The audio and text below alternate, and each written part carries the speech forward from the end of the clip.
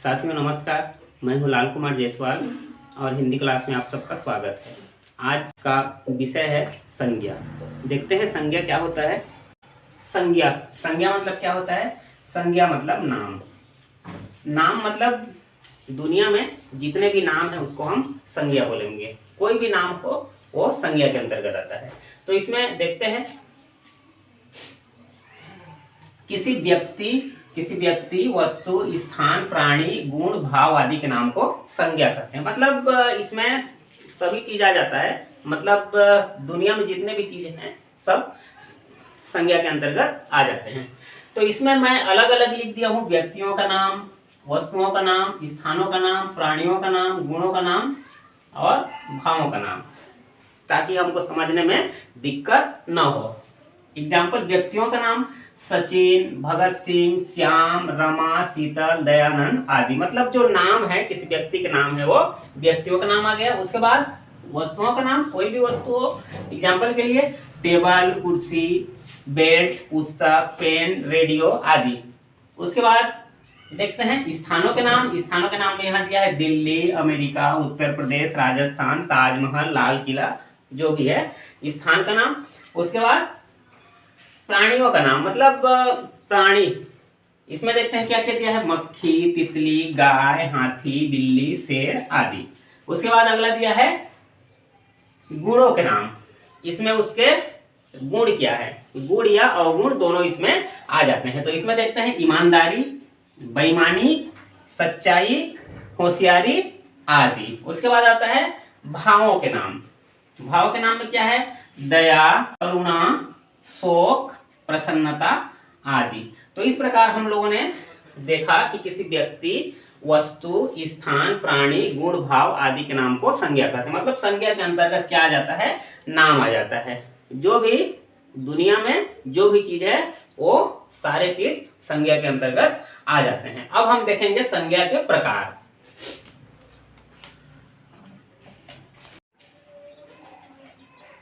अब दोस्तों आगे देखते हैं हम संज्ञा के प्रकार। तो संज्ञा के कितने प्रकार होते हैं। तो इसमें संज्ञा के प्रकार देखते हैं। एक होता है व्युत्पत्ति या उत्पत्ति के आधार पर, और एक होता है अर्थ के आधार पर। तो अगर आपको पूछे व्युत्पत्ति या उत्पत्ति के आधार पे कितने संज्ञा होते हैं, तो इनके कितने प्रकार होते हैं, 3 होते हैं। कौन कौन से, व्यक्तिवाचक, गणनीय और अगणनीय।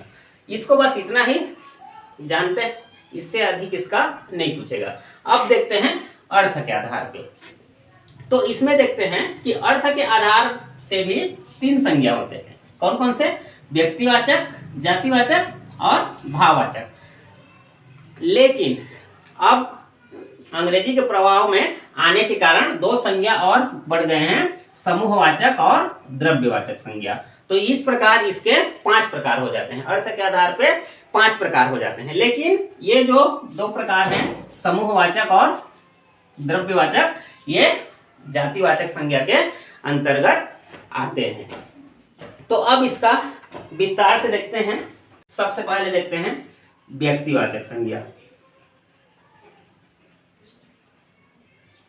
व्यक्तिवाचक संज्ञा, व्यक्तिवाचक मतलब किसी विशेष व्यक्ति, वस्तु, स्थान आदि के नाम को व्यक्तिवाचक संज्ञा कहते हैं।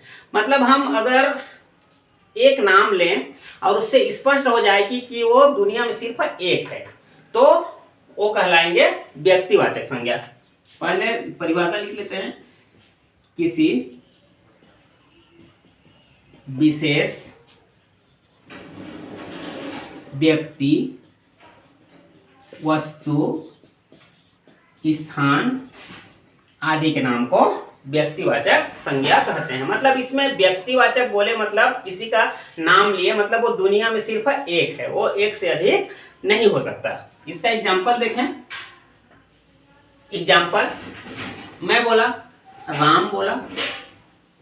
राम, हालांकि राम कितने अधिक लोगों का नाम होता है, लेकिन राम बोलने से जो हमारे आसपास रहते हैं वो राम नाम स्पष्ट हो जाता है। उसके बाद मैं लिखा दिल्ली, दिल्ली लिखा, तो दिल्ली बोलने से बस एक ही शहर है दिल्ली। मैं लिखा आगरा, आगरा भी एक ही है। मैं लिखा ताजमहल, ताजमहल भी एक ही है, एक से अधिक नहीं है। तो इससे हमको समझ में आता है कि दुनिया में जो एक ही नाम है, जो एक ही व्यक्ति, एक ही वस्तु या एक ही स्थान का नाम अगर स्पष्ट होता है तो वो हमारे व्यक्तिवाचक संज्ञा के अंतर्गत आते हैं। आगे होता है जातिवाचक संज्ञा। जातिवाचक संज्ञा, जातिवाचक संज्ञा मतलब उस जाति समूह का बोध कराता है जो किसी विशेष जाति समूह का बोध कराता है, उसे जातिवाचक संज्ञा कहते हैं। मतलब ये जाति उस जाति समूह का बोध कराता है। मतलब जाति मतलब जो हमारे कास्ट होते हैं, एससी, एसटी, एससी, ओबीसी, वो वाला जाति नहीं, मतलब जाति। एग्जाम्पल के लिए मैं बोला लड़का, लड़का जाति। यहां पे लिखा औरत, औरत जाति। यहां पे लिखा जानवर, जानवर मतलब सारे जानवर आ जाएंगे। यहाँ पे लिखा पक्षी, मतलब सारे पक्षी आ जाएंगे। मतलब उस विशेष समूह को जो बोध कराए उसको हम बोलेंगे जातिवाचक संज्ञा। मतलब ये जातिवाचक बोलने से, एक बोलने से उस समूह का बोध हो जाता है। एग्जाम्पल के लिए मैं लिखा नदी, तो दुनिया में जितने भी नदी हैं सारे आ जाएंगे। तो अब हम देखते हैं व्यक्तिवाचक और जातिवाचक संज्ञा में क्या अंतर होता है। यहाँ पे लिखा हूं मैं नदी, लिखा हूं नदी। नदी बोलने से दुनिया के जितने सारे नदी हैं सब इसमें आ जाएंगे। लेकिन अगर मैं स्पेशल बोलूं महानदी, महानदी, तो महानदी बोलने से स्पष्ट हो जाएगा कि एक महानदी कोई एक है। लेकिन नदी बोलने से दुनिया के जितने भी नदी हैं सारे नदी इसमें आ जाएंगे। तो ये नदी जो है ये जातिवाचक है और ये महानदी व्यक्तिवाचक है। इसमें दिया है लड़का, लड़का क्या है, लड़का जातिवाचक है। लेकिन अगर मैं नाम लिख दूं मोहन, मोहन भी लड़का है, लेकिन मोहन एक विशेष व्यक्ति का नाम हो गया, तो इसलिए ये व्यक्तिवाचक हो गया। तो जातिवाचक और व्यक्तिवाचक संज्ञा में यही अंतर होता है। अब आगे देखते हैं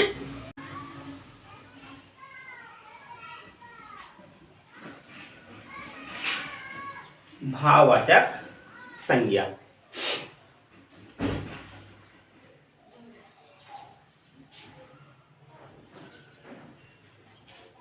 गुण, दशा, स्वभाव। क्या लिखा मैं, गुण, दशा, स्वभाव। किसी के गुण, किसी के दशा, स्वभाव आदि को हम भाववाचक बोलेंगे। भाववाचक संज्ञा को हम टच नहीं कर सकते, उसको देख नहीं सकते, इसको हम सिर्फ महसूस कर सकते हैं। क्या कर सकते हैं, इसको हम सिर्फ महसूस कर सकते हैं, इसको हम छू या देख नहीं सकते। तो इसको हम बोलेंगे भाववाचक संज्ञा। भाववाचक संज्ञा मतलब ईमानदारी, बेईमानी, दया, ये जो आते हैं ये भाववाचक के अंतर्गत आते हैं। एग्जाम्पल लिख देता हूं, ईमानदारी, बेईमानी, क्रोध, दया आदि। अब देखिए ईमानदारी, बेईमानी, क्रोध, दया।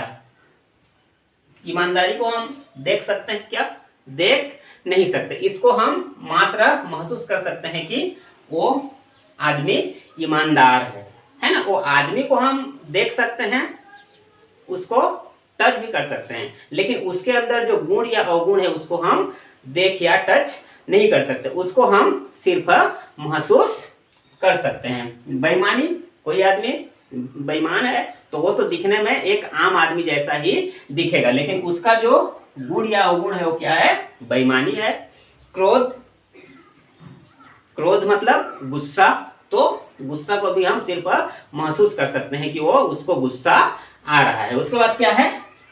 दया, जो दया करने वाला है, किसी को देख के दया आता है, तो इसको भी हम सिर्फ महसूस कर सकते हैं, देख या छू नहीं सकते। तो हमको याद रखना है कि भाववाचक संज्ञा ऐसा होता है कि इसको हम सिर्फ महसूस कर सकते हैं, इसको देख या छू नहीं सकते।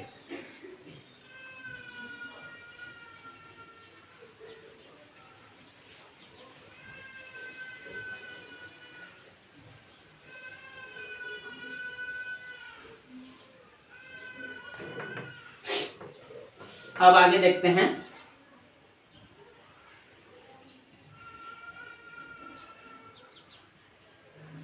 समूहवाचक संज्ञा। समूह, जब अधिक लोग या अधिक जानवर या मतलब कुछ भी हो, मतलब जो अधिक संख्या में एक साथ हो, तो उनको समूहवाचक बोलेंगे। एग्जाम्पल के लिए झुंड, एक झुंड में अगर कोई जानवर आ जाए तो वो समूहवाचक में आएंगे। जैसे कि सेना है, सेना, सेना में एक व्यक्ति नहीं रहता, इसमें बहुत सारे व्यक्ति रहते हैं, तो ये हो गया सेना। उसके बाद हो गया परिवार, परिवार में भी एक व्यक्ति नहीं रहता, इसमें बहुत सारे लोग रहते हैं। समूह मतलब कोई भी समूह, समूह भी क्या है? समूहवाचक है। उसके बाद समाज, समाज में भी बहुत सारे लोग रहते हैं, इसीलिए ये भी क्या है? समूहवाचक है। मतलब समूहवाचक मतलब जिसमें बहुत सारे लोग एक साथ रहें, उसको समूहवाचक बोलेंगे। समूह में मतलब जानवरों का झुंड भी आ सकता है, झुंड, हाथियों का झुंड, बैलों का झुंड, कुछ भी हो, जहां पे झुंड आ जाए वो क्या हो जाएगा? समूहवाचक में हो जाएगा। तो इसको हम लोग देख के समझ जाएंगे, जहां पे ज्यादा संख्या में है तो उसको हम समूहवाचक संज्ञा बोलेंगे। अब आगे देखते हैं।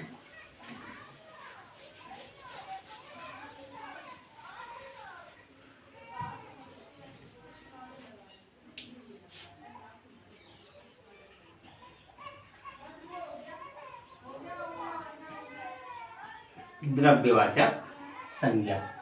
द्रव्यवाचक बोलने से क्या होगा? ठोस, द्रव, गैस, धातु अधातु, धातु अधातु, जितने भी ठोस अवस्था में, द्रव अवस्था में, गैस अवस्था में जितने भी वस्तु हैं उसको हम बोलेंगे द्रव्यवाचक संज्ञा। द्रव्यवाचक संज्ञा मतलब ये वस्तु होते हैं और किस रूप में होते हैं? ठोस, द्रव, गैस के रूप में होते हैं, इनको हम बोलेंगे द्रव्यवाचक संज्ञा। एग्जाम्पल के लिए मैं यहां लिखा कोयला, कोयला क्या है? द्रव्यवाचक संज्ञा है। उसके बाद मैं लिखा है यहाँ पे तेल, तेल भी क्या है? द्रव्यवाचक संज्ञा है। मैं यहाँ पे लिखा गैस, गैस या वायु या हवा, कुछ भी लिखा तो ये क्या है? द्रव्यवाचक संज्ञा है। तो मतलब जितने ठोस, द्रव, गैस के अवस्था में रहते हैं जो वस्तु होते हैं वो क्या होते हैं? द्रव्यवाचक संज्ञा होते हैं। अब देखते हैं इसमें हमको डाउट कहां पर होता है? व्यक्तिवाचक और जातिवाचक। व्यक्तिवाचक और जातिवाचक। व्यक्तिवाचक कैसे जातिवाचक बन जाते हैं और जातिवाचक कैसे व्यक्तिवाचक बन जाते हैं? ये अक्सर होता है कि इसको जो वाक्य में शब्द आते हैं तो उसमें एग्जाम में पूछता है कि ये वाक्य जातिवाचक है या व्यक्तिवाचक है। अब इसमें देखते हैं एग्जाम्पल। आज जयचंदों की कमी नहीं है। अब इसमें अंडरलाइन कर दिया जयचंदो और इसको पूछ दिया कि ये क्या है, जातिवाचक संज्ञा है या व्यक्तिवाचक संज्ञा है। तो हम लोगों ने देखा है कि अगर कोई किसी विशेष व्यक्ति का नाम आता है तो वो व्यक्तिवाचक संज्ञा में आता है। लेकिन यहाँ पे देखो जयचंदो बोला है, जयचंदो, जयचंदो मतलब एक वचन में नहीं है, ये क्या है, बहुवचन में है, बहुवचन में है। उसके बाद बोला है कि आज जयचंदो की कमी नहीं है। तो इतिहास में हम लोग देखते हैं कि जयचंद, जयचंद किसका नाम था, जो पृथ्वीराज चौहान को धोखा दिया था, ये क्या था, गद्दार। तो जयचंद का समानार्थी शब्द या पर्यायवाची शब्द क्या बन गया है, गद्दार। तो यहाँ पे जयचंद का नाम से तात्पर्य नहीं है, इसका अर्थ क्या है, गद्दार। तो यहाँ पे ये जयचंद क्या है, जातिवाचक संज्ञा के अंतर्गत आएगा। यहाँ पे आप देखते हैं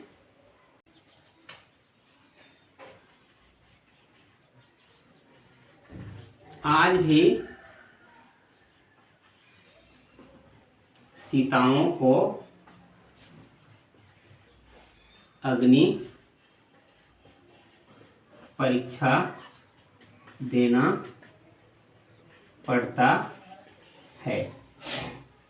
इसमें भी देखें कि यहाँ पे क्या दिया है, सीताओं, और ये भी नाम है और ये भी क्या है, बहुवचन में है, ये भी क्या है, बहुवचन में है। तो नाम जहाँ पे बहुवचन में दिखे तो वहां पे वो क्या हो जाता है, जातिवाचक संज्ञा के अंतर्गत आ जाता है। इसमें सीताओं, आज भी सीताओं को अग्नि परीक्षा देना पड़ता है, मतलब सीता माता थी, उसको अपने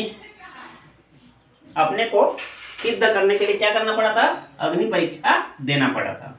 तो इसमें तो सीता, एक सीता ने दी थी अग्नि परीक्षा, लेकिन आज क्या है, आज भी लोगों को अपने आप को सिद्ध करने के लिए अग्नि परीक्षा देना पड़ता है। अब देखते हैं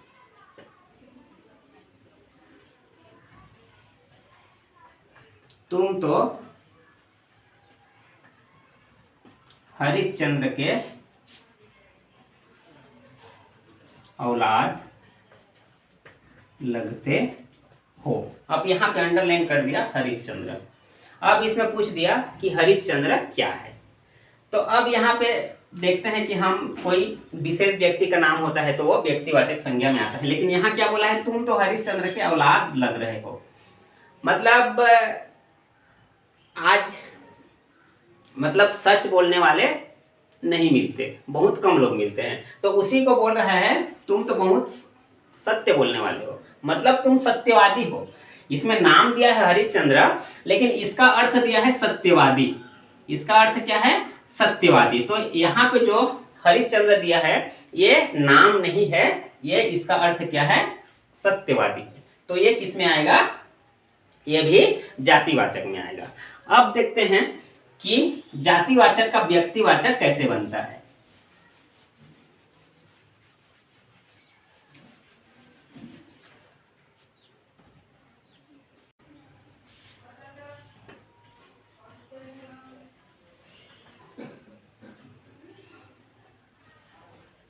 गांधी ने देश को आजादी दिलवाई। गांधी ने देश को आजादी दिलवाई। तो यहाँ पे दिया है गांधी, तो गांधी क्या है, एक जाति समूह का नाम होता है, लेकिन यहाँ पे जो गांधी दिया है इसका नाम हो रहा है, क्या हो रहा है, महात्मा गांधी। स्पष्ट इसमें क्या नाम हो रहा है, महात्मा गांधी, क्योंकि महात्मा गांधी हमारे देश की आजादी में योगदान दिए थे। तो ऐसे हम लोग व्यक्तिवाचक का जातिवाचक बन जाता है और जातिवाचक का व्यक्तिवाचक बन जाता है। अब आगे देखते हैं मित्रों कि जातिवाचक से भाववाचक कैसे बनता है। यहाँ पे दिया है लड़का, तो यहाँ पे हो जाएगा लड़कपन। लड़कपन, जहां पे लड़कपन आ गया तो ये क्या हो जाएगा, भाववाचक हो जाएगा। बच्चा, बच्चा का क्या हो जाएगा, बचपन। बचपन भी भाव है, इसको हम देख नहीं सकते, इसको हम सिर्फ महसूस कर सकते हैं। बूढ़ा, इसका हो जाएगा बुढ़ापा।